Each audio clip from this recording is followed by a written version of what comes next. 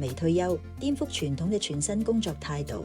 微退休主張喺每段工作之間留返適當嘅空間，喺經歷一段類似退休咁嘅休息之後，再重新投入工作。呢種間斷性嘅休息方式，可以係幾個月或者1-2年，用嚟充電去旅行，或者追尋其他人生目標。雖然微退休聽落好吸引，但對一般人嚟講，最大嘅挑戰就係財政壓力。唔單止係微退休期間嘅生活費，仲要諗得更長遠，真係退休嗰陣都要有足夠儲備，仲有應付突發事故或者疾病等等嘅資金需要。要安心享受微退休，你需要一套全面嘅理財策略，例如調整你嘅現金流同儲蓄比例，檢視投資組合，